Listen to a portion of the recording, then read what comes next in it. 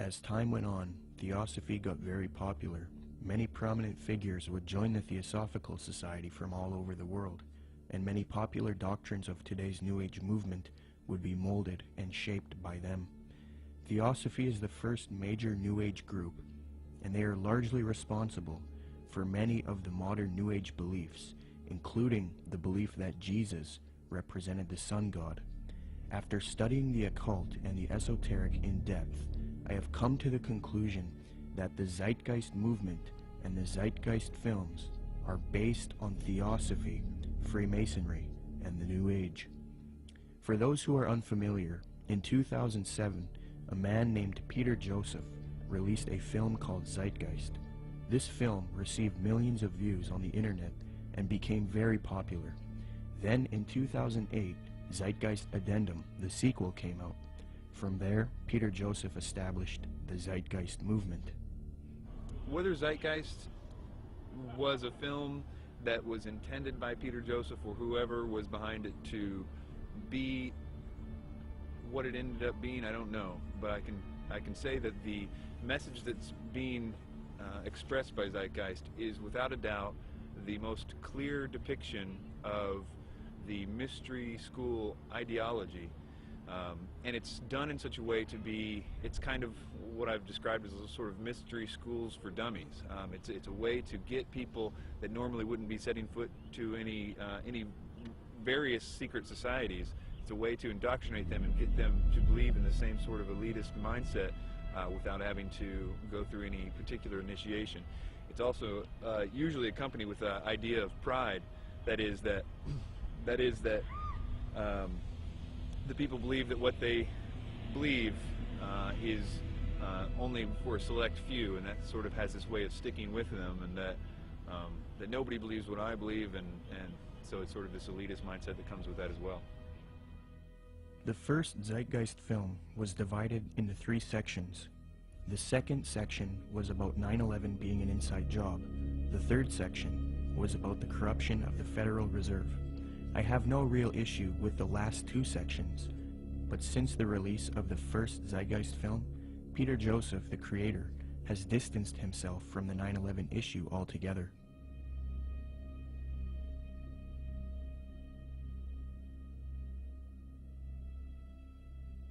This makes me wonder if the only reason he spoke about 9/11 in the first film was to get the 9/11 truth movement on board with his agenda. The first section of the film is what I have an issue with.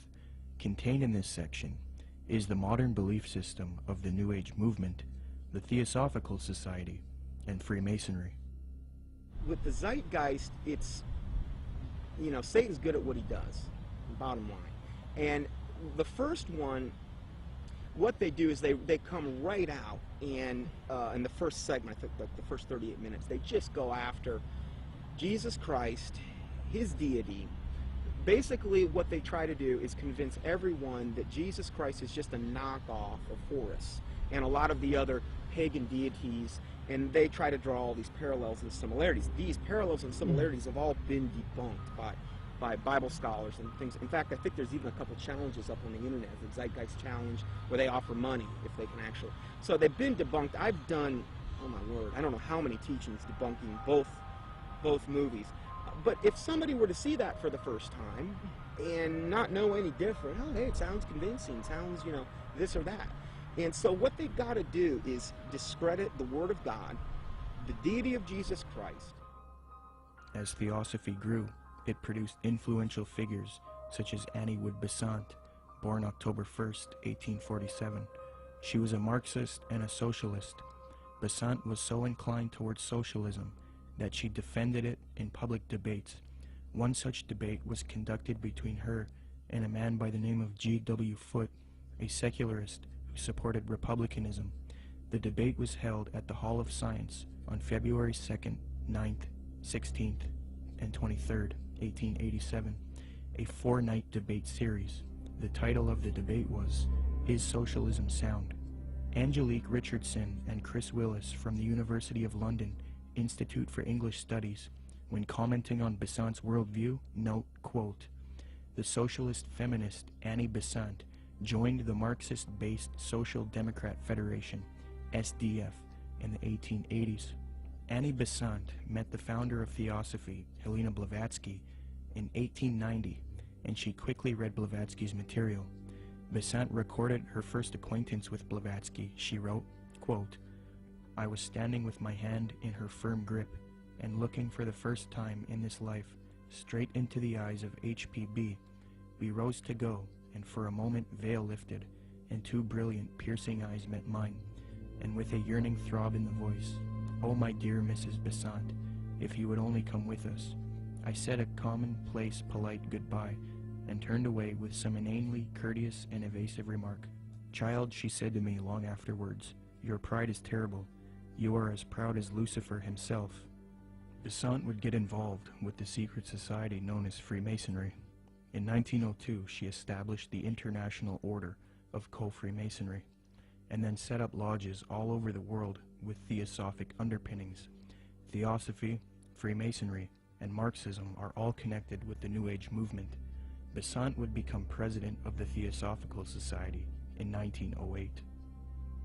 As I give you the history and lay the framework for the origins of the modern New World Order ideology and the New Age movement, it is important to note the role of Freemasonry. As previously noted, Theosophy and Freemasonry were somewhat affiliated in the late 19th century. In fact, Helena Blavatsky received an honorary degree of Apprentice Companion, Perfect Mistress, Sublime Elect Scotch Lady, from the Rite of Adoption. She was awarded with these titles by the 33rd degree Freemasons John Yarker, M. Kaspari, and A.D. Lowenstock. Here is a reprint of the Masonic certificate that Blavatsky received.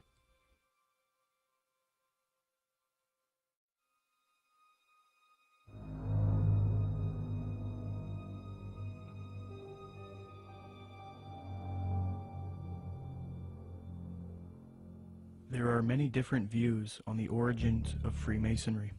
I will present the one which I feel is the most evidenced and well documented. Modern speculative Freemasonry wasn't officially established until 1717 in London with the founding of the First Grand Lodge. Prior to that, there were Masonic lodges in the late 16th century.